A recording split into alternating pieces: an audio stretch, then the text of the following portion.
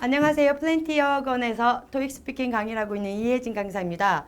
자, 오늘 제가 11시 30분에 시험을 보고 왔습니다. 그래서 여러분들께서 본 시험이 과연 어떠한 문제들이 기출이 되었었는지 오늘, 그리고 또한 그 문제들에서 어떠한 방향으로 우리가 답변을 했어야지만 조금이라도 더 여러분들이 목표한 점수를 받을 수 있을지에 대해서 오늘 살짝 설명해 드리도록 하겠습니다.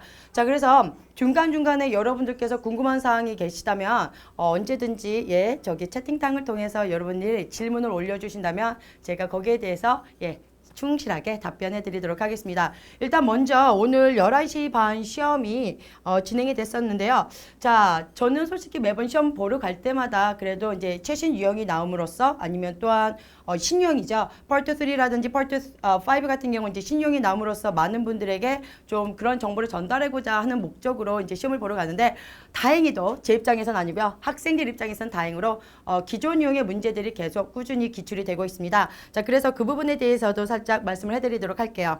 자, 일단 파트 1부터 살펴보면요. 퀘스천 넘버 1 같은 경우는 텔레폰 메시지가 나왔었습니다. 자, 텔레폰 메시지 하면은 바로 thank you for calling 하면서 여러분들 고유명사 나오시는 거 어느 정도 이제 토익 스피킹을 공부해 보신 분들이라면 분명히 알고 있을 형식인데요. 거기서 이제 어려운 단어들이 몇 가지가 있었습니다. 그 어려운 단어들이라는 건 생소해서가 아니라 우리가 발음을 하는 데 있어서 약간 꼬일 수 있는 그런 발음들이죠. 그래서 unavailable, unavailable 이러한 단어들이라든지 brief 할 때 F 발음이라든지 그리고 upper right hand corner 그래서 R 발음이 계속 이어져 나오면서 이제 R 발음이 나오는 이러한 형태들의 단어들이 제시가 됐었습니다. 그래서 준비 시간에 충분히 여러분들께서 이렇게 여러 번 읽어보고 계속 반복적으로 훈련을 하지 않았다 한다면 만약에 45초 답변할 때 두세 번씩 다시 한번 읽어보셨어야 되는 그런 상황이 벌어졌겠죠. 자, 그리고 나서 이제 퀘스천 넘버 2에는 식당, 자, restaurant advertisement이 나왔습니다. 이거 역시도 되게 기존 유형에서 많이 여러분들께서 접하셨던 내용들인데요. 일단 식당과 관련된 단어들이 제시가 된다 한다면 여러분들 뭐 그런 거 salads, 아니면 sandwich, 아니면 dessert, 아니면 뭐 dishes, drinks 이러한 것들이 이제 제시가 되는데 자, 주로 그런 것들에서 여러분들께서 주의하셨어야 되는 건 무엇이냐면 이 복수 형태로 나오기 때문에 s라든지 아니면 fruits 이런 s를 집어넣어서 복수 형태로 꼭 표현을 해주셔야 되고요. 그리고 question number 1에서도 그렇고 question number 2에서도 그렇고 요즘에 항상 모든 지문에 들어가 있는 것들이 바로 나열구문이라는 것입니다. 나열구문 같은 경우는 A, B 그리고 and C 이런 식으로 뭔가 단어들이라든지 구의 형태가 배열이 되는 것이거든요. 그럴 때 우리가 인토네이션을 유의하셔야지만 되겠습니다. 그래서 그러한 사항들 두 가지 질문이 나왔었는데 그렇게 많이 어렵지는 않았고요. 실질적으로 제가 학생들과도 시험이 끝나고 나서 카톡을 했을 때도 지문 경우 같은 경우는 우리가 공부했을 때보다도 쉬운 지문이어서 무난하게 다들 시험을 치렀던 것 같습니다. 자, 파트 2 같은 경우는 제가 보면서 깜짝 놀랐던 것 중에 하나가 뭐냐면 아웃도어 사진이긴 합니다. 그래서 오늘 아마 제가 특강 9시부터 10시 반까지 진행을 했었는데요. 특강을 진행할 때도 주로 아웃도어 on the street과 관련된 사진들을 좀 보면서 얘기를 했었고요. 그리고 이제 수업 시간에 가장 많이 다루는 내용 중에 하나가 뭐냐면 사진을 찍다라는 표현입니다. 그래서 사진을 찍다라는 그런 표현들은 바로 taking a picture of 하면서 명사 형태로 여러분들께서 제시를 해주셔야죠. 그래서 taking a picture of food, taking a picture of myself, taking a picture of my friends. 자, 이런 식으로 제시했었어야 되는 단어 하나. 그리고 두 번째로는 내가 무엇인가를 찍으면 상대방이 거기서 이렇게 우리가 포즈 취한다고 그러죠. 취하다. 그래서 posing for the picture, posing for the picture. 자, 그 경우는요. 여러 명이서 한 4-5명이서 이렇게 해서 어깨 동무를 하고 있는 사진이었고요. 지금 제가 여러분들에게 똑같은 사진은 보여드릴 수는 없으나 그거와 비슷한 세팅의 사진을 보여드리겠습니다. 그래서 여기 보시면 이 사람이 사진을 찍으려고 자세를 취하고요. 자, 여기서 나란히 있는 사람들이 이제 사진을 위해서 포징하고 있다라고 여러분들께서 조금 생각을 해주시면 되겠고요. 그리고 나서 그 뒤로 여러 사람이 길을 쭉 따라서 여유 있게 걸어가는 거라고 보시면 되겠습니다. 자, 이렇게 마운틴을 백그라운드로 해가지고 사진이 제시가 됐고요. 거기에 riverside 아니면 lake 라고 말씀을 해주셔야지만 되는 사진이었다고 보시면 되겠습니다. 그래서 조금 여러분들께서 많이 접해보지 못한 그런 사진이었다 하더라도 세팅은 그렇다 하더라도 이미 알고 있는 단어들, 행동들은요. 이미 다들 알고 있는 것들이죠. taking a picture 이런 것들. 그리고 going for a hike. hike, hiking the mountain 이런 단어들을 제시해서 여러분들께서 part 2 이러한 단어들이 꼭 제시가 됐었어야지만 점수를 받는 데 있어서 무난하게 고득점 받으실 수 있겠습니다. 자, part 3 많은 분들이 되게 궁금해하시는 사항 중에 하나고요. 그리고 어려워하는 것 중에 하나죠. 자, 이번에는요 about clothing store 주제만 봤을 때는 와우 이거 우리가 다 쉽게 접하는 것들이고 문제가 뻔한 문제들이 어떤 것들이 나오겠다라고 예상을 할 수 있었던 케이스가 되겠습니다. 자, 첫 번째 question number 4에는요. clothing store 갈 때 얼마나 많은 스토어를 visiting 하니 그리고 왜 visiting 그렇게 많은 스토어를 하니에 대한 질문이 나왔었습니다. 자, 그래서 clothing store 같은 경우는 여러분들 우리가 이제 얼마나 많은 stores 그러면 그럴 때 여러분께서 답변하실 때 how many stores do you visit? 그래서 얼마나 많은 스토어를 비짓하냐? 자, 그럼 여기에 대해서 여러분들께서 as many as I can. 내가 방문할 수 있는 만큼 아니면 well, I can't exactly remember, but I think 3 or 4 하면서 나름대로 공부하시면서 이렇게 정형화된 숫자로 공부를 하셨을 거예요. 자, 그렇다면 그 숫자를 그대로 제시해주고 그리고 우리가 조금 더 센스 있게 여유 있음을 보여주기 위해서 하는 표현들이 바로 그런 것들이죠. I can exactly remember. 왜? 모든 사람들이 여러분들 몇 개의 쇼핑센터, 그러니까 쇼핑센터에 갔을 때 몇 개 스토어 왔다 갔다 하는지 계속 세지 않잖아요. 그러니까 잘 기억은 안 나지만 하면서 여러분께서 답변을 했다 한다면 아마 좀 더 여유 있게 그리고 유창하게 들렸을 것 같습니다. 자, 그리고 question number 5에는 옷을 사지 않더라도 옷가게 가는 것 즐기니? 자, 그러면 여러분들께서 of course why not 한 다음에 거기에 맞춰서 육하원칙과 관련시켜서 나는 주로 내 친구들과 가고 몇 시간 동안 그 쇼핑센터, 클로딩 스토어에서 왔다 갔다 하면서 즐겨. 그래서 killing time이라든지 enjoying time together with my friends 이렇게 해서 답변하시면 되겠고요. 그렇죠. 저기 보시면 it all depends라고 여러분들 말씀하신 분들도 있네요. 그래서 it all depends라고 말씀 살짝 해주시고 그리고 여유 있게 그 다음 육하원칙에 맞춰서 대략 2-3시간 동안 spending time에 라고 말씀도 해줄 수 있겠습니다. Question number 6. 자, 이 문제가 어렵다고 했었습니다. 자, 이 문제 같은 경우는 솔직히 아마도 토익 스피킹을 공부하시는 분들 중에서 많이 다루지 않았었던 내용인데요. 자, 저 같은 경우는 항상 수업에서 다루는 내용이 바로 그 뭐라고 그럴까? describe에 관련해서 설명을 꼭 해드립니다. 자, 그래서 그 describe에 관련해서 설명을 할 때도 육하원칙에 맞춰서 설명을 해달라고 말씀을 드리는데요.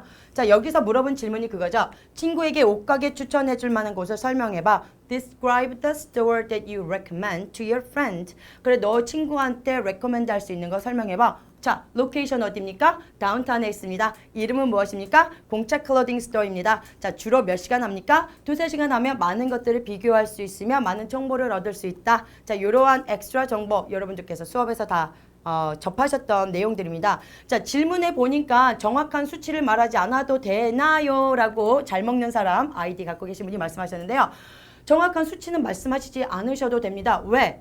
여러분들께서 몇 개를 갖는지에 대해서 어떻게 알 것이며 그리고 그 스토어 이름을 공짜라고 얘기했습니다. 여러분 공짜 스토어 있습니까? 없습니까? 없습니다. 하지만 이거는 고유명사고요. 그 고유명사에 대해서 여러분들께서 부수적으로 설명만 해주시면 돼요. 그래서 일반적으로 제가 이제 수업에서 진행할 때 그렇게 말씀을 드려요. I usually go to 공짜 store.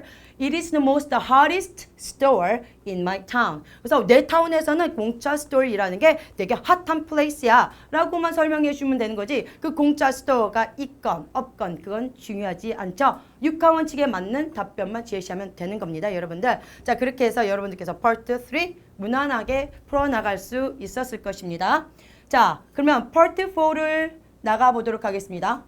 자, part 4 또한 이제 듣기 영역이기 때문에 학생분들께서 주로 듣기가 안 되기 때문에 난 문제 너무 어려워라고 말씀을 하시죠. 자, 저도 그거는 인정을 하는데요. 사실 part 4가 어떻게 보면은 part 1 그리고 part 2 다음으로 쉬운 문제라고 보시면 되겠습니다. part 4 같은 경우는 요번에 CD release와 관련된 것이 나왔습니다. 자, 요즘에 자주 나오는 문제 유형 중에 하나가 무엇이냐면요. 시간으로 나오는 스케줄이 아니라 월로 나오는 스케줄이 되겠습니다. 그래서 런칭과 관련된 거, 뭐 웹사이트 런칭이라든지 프로덕트 런칭이라든지 이런 식으로 뮤직 앨범에 대한 릴리즈와 관련된 스케줄이 나오죠. 자, 그럼으로써 장소라든지 그런 것들이 나오지 않으니까 기존의 7번을 뭐 언제 어디서 열리느냐 이러한 스케줄에 너무 적응이 되어 있는 분들이라면 아마 오늘 시험도 어렵지 않았을까 싶어요. 왜? 장소는 나오지 않았기 때문입니다. 왜? 음악이 앨범이 릴리즈 되는 것인데 거기 장소가 왜 나와요? 그래서 이번 시험에서도 여러분들께서 최신 기출 유형을 꼭 보셨어야 되는 이유 중에 하나가 무엇이냐면 바로 기존의 시간대로 나오는 그런 스케줄이 아니라 나름대로 뭐 3월 1일에는 어떠한 음악이 릴리즈 될 것이며 이런 식으로 3월 1일, 4월 1일, 5월 1일 월별로 스케줄이 정리가 되어 있다는 게 가장 핵심이었습니다. 그래서 이번에 7번 문제 같은 경우는 5월 1일에 출시되는 앨범이 무엇이며 어떠한 종류의 음악이니 그 앨범이 어떠한 종류인지에 대해서 나왔습니다. 자, 이럴 때 5월 1일은요. 주로 항상 첫 번째 스케줄에 있는 대상이 바로 7번이라고 생각하시면 돼요. 다시 말하자면 예전에 그러니까 웹사이트 런칭과 관련된 거 그리고 제가 지난주에서 봤었던 시험 문제도 바로 프로덕트 런칭이었습니다. 그 프로덕트 런칭에 관한 것도 첫 번째 스케줄 언제 처음으로 우리가 이 프로덕트 런칭하는 데 있어서 미팅을 시작하니? 라는 질문이었습니다. 그래서 앞으로 이제 토익 스피킹을 준비하는 과정에서 여러분들께서 만약에 이러한 어떤 런칭이라든지 릴리저 관련된 스케줄에 대해서 공부를 하고자 한다면 7번은 문제를 못 들었다 하더라도 무조건 자신감 있게 첫 번째 라인을 읽어 나가신다면 충분히 여러분들께서 못하셔도 3점 만점에 2점 그리고 운이 좋다면 3점까지 받으실 수도 있겠죠. 자, 그리고 8번 같은 경우는 내가 알기로는 앨범이 출시되는 걸로는 이때인 걸로 알고 있는데 이 앨범 출시되는 거 맞아? 라고 제시가 됐습니다. 자, 8번은 항상 뭐라고 말씀드려요? 도표에서 봤을 때 쫙 크로스 되어 있는 게 있다. 그럼 무조건 8번이라는 자신감을 갖고 못 들었다 하더라도 귀가 꽉 막혔다 하더라도 순간 놓쳤다 하더라도 그냥 자신감 있게 질렀다 하면 여러분의 답변은 3점 만점짜리가 되겠습니다. 자, 그래서 이번에는 크로스 되어 있으면서 리스케줄 됐다는 표현이 살짝 밑에 언급이 되어 있었기 때문에 그 리스케줄 된 것에 대해서 말씀을 해 주셨어도 되겠죠. 자, 그리고 나서 이제 퀘스천 넘버 9 같은 경우는 이제 6월에 출시된 거 다 얘기죠. 역시 덩어리 문제가 나왔습니다. 제가 일반적으로 이런 것들은 덩어리라고 말을 하는 것은 무엇이냐면 공통적인 요소가 2개에서 3개 제시가 됩니다. 그래서 그러한 사항들을 잘 관찰하셨다가 준비 시간 30초 동안에 이건 9번이다 라고 생각하시고 역시나 리스닝이 안 되시는 분들 그냥 자신감 있게만 말씀해 주신다면 충분히 3점에서 2점 받는데 문제 없으셨을 것이에요.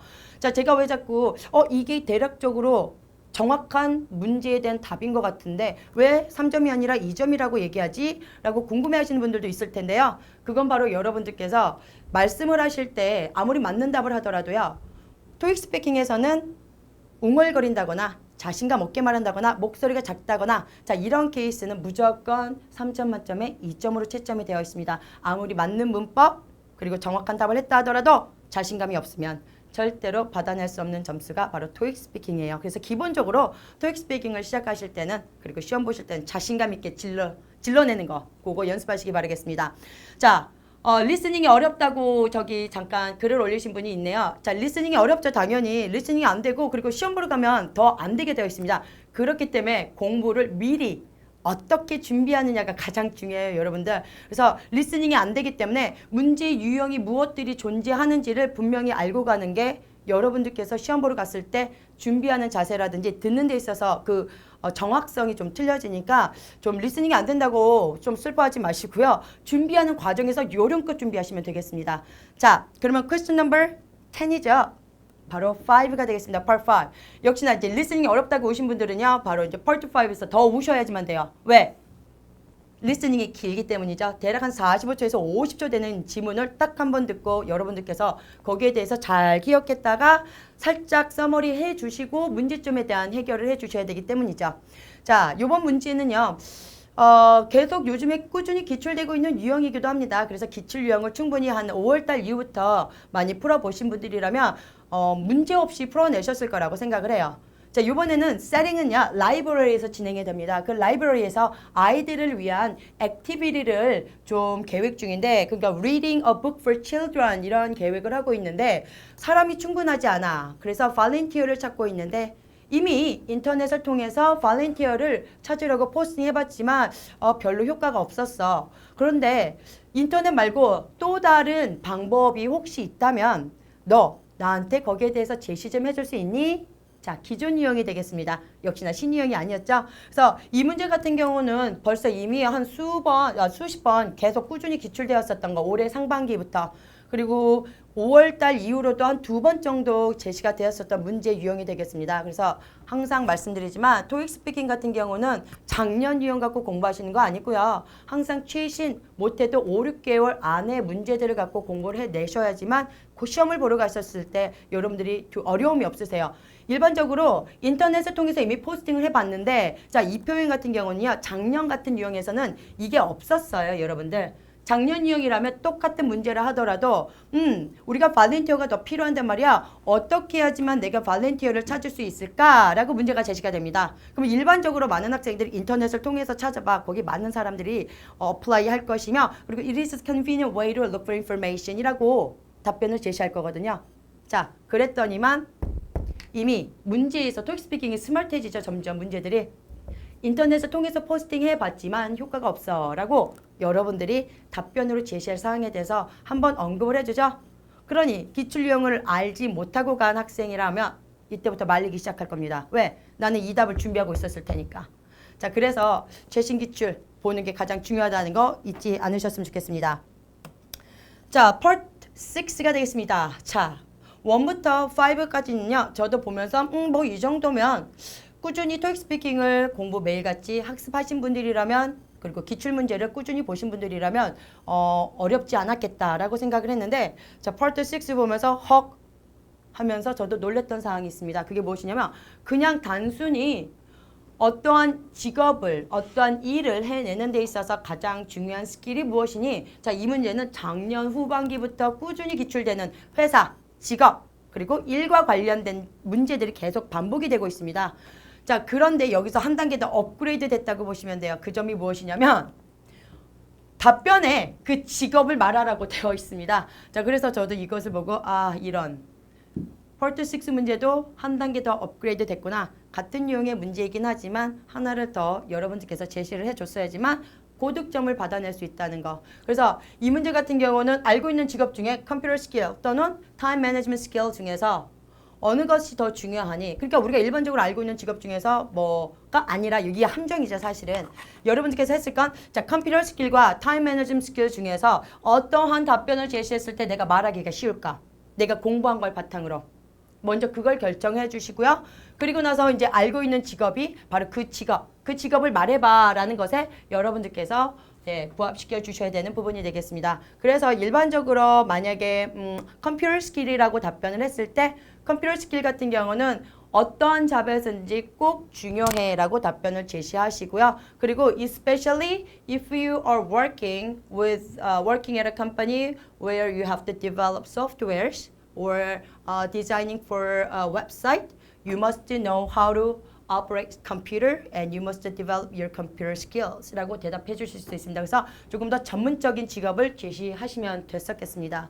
자, 이러한 모든 기출문제 관련해서 다시 한번 제가 여러분들에게 어떠한 식으로 답변을 제시해야 되는지 조금 더 디테일하게 다시 한번 영상으로 제공을 해드릴 것이고요. 그리고 또한 이 문제들을 조금 더 이제 영문화해서 여러분들이 좀 더 진짜 이렇게 딱 체감으로 올 수 있게 직접 보여드리도록 하겠습니다. 아무래도 이제 한국말로 되어 있으니까 어느 정도인지 체감은 잘 오지 않으실 건데 제가 그것을 번역을 해서 그대로 여러분들께 다시 한번 자료를 제공해 드릴 것이고요. 그리고 지금 이 문제들을 바탕으로 만약에 내일 시험이라든지 아니면 다음 주 시험을 준비하시는 분들이라면 바로 이 문제들에 대해서 나름대로 다시 한번 답변 한번 정리해 보시고요. 본인들이 알고 있는 사항을 바탕으로 그리고 이왕 이 연습하시는 거 될 수 있으면 입으로 많이 말씀을 해 보시면서 항상 중요한 건 자신감으로 일단 기본 점수를 먹고 들어간다. 잊지 않으셨으면 좋겠습니다. 자, 모두들 수고하셨고요.